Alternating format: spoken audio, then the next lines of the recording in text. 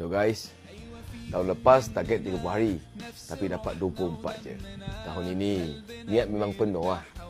Tapi tak tahu dapat ke tak. Minta doa semua supaya saya dapat menahan diri, okey? Setiap tahun apabila Ramadan tiba, suasana di Malaysia berubah perlahan-lahan. Jalan raya mungkin sama. Bangunan masih berdiri seperti biasa. Tetapi ada sesuatu pada udara yang terasa berbeza. Waktu siang menjadi lebih tenang. Waktu petang menjadi lebih hidup. Dan menjelang maghrib, seolah-olah seluruh negara bergerak dalam satu rentak yang sama. Ramadan bukan sekadar bulan menahan lapar dan dahaga. Di Malaysia, ia menjadi ruang yang mempertemukan hati. Di Bazar Ramadan, orang Melayu, Cina, India dan lain-lain berjalan bersama mencari juadah berbuka. Ada yang berpuasa, ada yang tidak, tetapi suasananya tetap harmoni. Peniaga tersenyum melayan pelanggan. Anak-anak kecil berlari sambil memegang air berwarna-warni. Bau kuih muih memenuhi udara petang. Di pejabat, rakan yang tidak berpuasa menghormati waktu berbuka. Ada yang sama-sama menunggu azan sebelum makan. Di sekolah dan universiti, pelajar berbuka bersama tanpa mempersoalkan latar belakang masing-masing. Rumah terbuka dan majlis iftar bukan sahaja dihadiri oleh umat Islam, tetapi juga sahabat dari pelbagai kaum dan agama. Ramadan seolah-olah memperlahankan langkah kita. Dalam kesibukan kerja dan urusan harian, bulan ini mengingatkan tentang sabar, empati dan kesederhanaan. Kita lebih berhati-hati dalam bercakap. Lebih mudah memberi maaf. Lebih ringan tangan untuk bersedekah. Perkara-perkara kecil ini mungkin nampak biasa, tetapi di situlah letaknya keindahan Malaysia. Dalam kepelbagaian yang sering disebut-sebut, Ramadan menjadi bukti bahawa kebersamaan bukan sekadar slogan, tetapi sesuatu yang benar-benar dirasai. Hari ni Mek Yu puasa, Mek Yu nak ajak kawan-kawan Mek Yu untuk berbuka sekali dengan Mek Yu. Satu Malaysia. Puasa tak Nabil? Puasa lah. Kita ni rakyat Malaysia dah cuba kan puasa. Weh, so sweet. Sebenarnya untuk Nabi untuk Mek Yu lebih sayang. Ni untuk Aina. Kita beli nasi lemak untuk Mek Yu dengan Razif. Nabil puasa tak hari ni? Puasa makan. Minum aku minum. Hati kau nasi kerabu. Nasi kerabu boleh makan hari Selasa confirm Air belah mana? Sedap dah. Nok budu lebih. Bila kau lepas dengan Mek Yu ni lah kerja kita orang Seorang kena ambil gambar, seorang kena komen Inilah kita panggil dia punya rezeki Ramadan Melayu sikit-sikit. Apa? Sikit. Okay. Kurma dulu. Selamat berbuka. Okay, thank you. Ini puasa. Sedap tak? Sini bang. Cakap molek. Sedap sengotik. Inilah yang buat kita Malaysia. Walaupun kita berbeza agama, kita tetap satu. Sekarang 5:30 pagi and Mek Yun excited sangat sebab untuk puasa pertama ni Mek Yun nak berpuasa dengan Mok dengan Pok. Mok masak gapo untuk sahur tu? Masak mi goreng. Masa untuk bersahur. Sahur nanti juga dah. Okey. Mek Yu ngamuk hari ni kita kena semangat berpuasa dah. Mesti. Poso siapa habis apa buka puasa. Tengok Mok dengan Pok poso-poso pun tak boleh duduk dia. Mok biasa dah puasa dengan saing-saing JG masa di kampung dulu. Sekarang pukul 3 lebih. Mek Yun tidur 1 jam lebih tadi sebab Mek Yun rasa macam lapar sangat tadi. Mok tak tidur langsung. Mok siap tengah air baju lagi. Pada puasa ni kena dah bizikan diri. Baru tak mikir makan ke minum ke. Mek Yun dah raih ni Mok gana ni Mok. Kesabaran itu separuh pada iman. Cari hijau kan? Cari hijau buat. Steady Pok. Kita kena kuat semangat. Mek Yu 3 jam lebih lagi yang buka dah. Oh ya.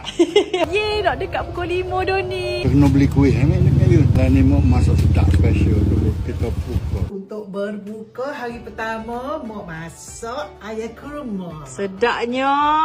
Juadah berbuka kami. Buka dah. Makan kurma dulu deh. Mek Yun happy sangat sebab Mek Yun berjaya puasa hari ni dengan Mok dengan Pok pula tu. Kalau ada budak puasa ni kena banyak bersabar. Asal kita terang puasa lagi dah. Beres. Kenapa saya sebagai orang Cina pilih untuk berpuasa? Mari saya ceritakan. Sebenarnya puasa bukan sekadar tak minum, tak makan. Saya pilih puasa sebab banyak benda yang saya boleh belajar. Nombor 1, puasa ajar saya disiplin. Kalau saya boleh tahan lapar, tahaka seharian, saya juga boleh kawal diri dalam banyak benda lain. Nombor 2, saya lebih faham macam mana rasanya orang yang tak cukup makan.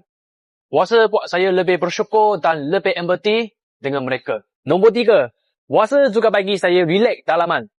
Saya belajar lebih fokus, lebih sabar dan lebih tegar dengan nilai-nilai kebaikan. Bagi saya, puasa bukan tentang agama atau bangsa, tetapi tentang perjalanan diri. Lagi 6 jam, dah nak maghrib. Korang tahan lagi. Tahan. Share video. Hello. Good morning. Good morning. Tolong. Bismillahirrahmanirrahim. Allahumma barik lana fima razaqtana wa qina azabannar. Amin. Amin. So guys, tahun lepas target 30 hari, tapi dapat 24 je. Tahun ini, niat memang penuh lah. Tapi, tak tahu dah apa ketat. Minta doa semua, supaya saya dapat menahan diri, okey? Makanan tahun ni simple je. Air, protein, cornflakes dengan susu, ada sarang burung, ada ceri tomato. Semoga kita semua dapat istiqomah ya. Lipat gandakan pahala, amalan diterima, dan yang paling penting sekali, sihat selalu. Jumpa korang dekat bazar nanti. Selamat puasa, James. Selamat berpuasa. Assalamualaikum, abang saya. Sekarang pukul 4.55 pagi. Hari kedua saya puasa. Hari ni saya datang bersahur dekat rumah member saya. So hari ni adik saya pun join puasa. Hari kedua puasa. Okay bang. Good morning. Sihat. Dapat ini je. Ayuh. Abang, jom. Abang Syahir dah sediakan sahur untuk saya. Okey. Niat tu paling penting. Tahun ni saya takkan cakap 30 hari berpuasa lah. Sebab saya ni bukan orang baik pun. But I will try to be a better human. And I hope I boleh penuhkan puasa tahun ni. Tahun ni, tahun pertama, Abang Syahir, Ramadan Raya, tanpa kakak, tanpa isteri abang. Yeah. Be a strong man this year. Thank you for coming. Yeah. Thank you. So a non-Muslim in a Muslim's house pukul 5 pagi untuk bersahur. So satu perasaan yang magical. Bismillahirrahmanirrahim. Allah. Awaitu sawma wadin adai fadu syahri Ramadan aziz sanatillahi ta'ala. Sadaku puasa sehari dan ke atas kepada Allah Subhanahu wa taala. Kan? I tak tahu yang I layak ke tak untuk sambut bulan yang mulia ni. Bukan sebab kita dah jadi baik, untuk kita nak jadi lebih baik. We want to become better human. Sebab kalau doa saya tak kuat, you orang please doakan untuk saya. Untuk semua, untuk keluarga saya, untuk orang-orang yang ada dengan saya, Abang Syahir, family dia, untuk juga keluarga, go through kita. Keep me in your prayers, go through saja. Ramadan di Malaysia bukan sekadar tentang umat Islam menahan lapar dan dahaga. Ia sebenarnya mencerminkan sikap masyarakat yang jauh lebih besar daripada ibadah itu sendiri. Dalam negara yang berbilang agama dan budaya, Ramadan menjadi ruang yang memperlihatkan sesuatu yang sangat bernilai, rasa, hormat yang lahir secara semula jadi. Di pejabat, rakan yang tidak berpuasa memilih untuk makan secara lebih tertutup atau menunggu waktu yang sesuai. Di sekolah dan universiti, pelajar berlainan agama tetap duduk bersama ketika waktu berbuka. Di kawasan perumahan, jiran menghantar juadah walaupun berbeza kepercayaan. Semua ini tidak diwajibkan oleh mana-mana peraturan. Ia berlaku kerana nilai menghormati sudah sebati dalam kehidupan kita. Lebih menarik, ada dalam kalangan rakyat Malaysia yang bukan beragama Islam memilih untuk mencuba berpuasa sehari atau beberapa hari. Mereka melakukannya bukan kerana terpaksa, tetapi kerana ingin memahami. Ingin merasai sendiri bagaimana menahan lapar dari subuh hingga maghrib. Ingin tahu mengapa bulan ini begitu bermakna bagi rakan-rakan mereka. Apabila seseorang yang tidak pernah berpuasa cuba melakukannya, dia mula memahami cabaran disiplin itu. Dia mula menghargai kesabaran yang diperlukan. Dia mula merasai betapa manisnya detik berbuka. Dari situ lahir empati yang sebenar. Empati yang datang daripada pengalaman, bukan sekadar pemerhatian. Inilah kekuatan Malaysia yang sering kita anggap biasa. Kita mungkin berbeza agama, tetapi kita berkongsi ruang hidup yang sama dengan penuh toleransi. Anak-anak membesar melihat rakan mereka berpuasa dan tidak berpuasa dalam kelas, yang sama tanpa rasa janggal. Mereka belajar bahawa perbezaan bukan ancaman, tetapi sebahagian daripada kehidupan. Dalam dunia yang sering memaparkan konflik antara agama dan budaya, Malaysia menunjukkan bahawa keharmonian boleh wujud dengan sikap yang matang. Ia bukan tentang menjadi sama, tetapi tentang memahami dan menghormati yang berbeza. Hikmahnya, perpaduan tidak dibina melalui slogan besar, tetapi melalui sikap harian. Melalui cara kita bercakap dengan penuh adab, melalui kesanggupan untuk menahan diri demi menghormati orang lain, melalui keinginan untuk memahami sebelum menilai.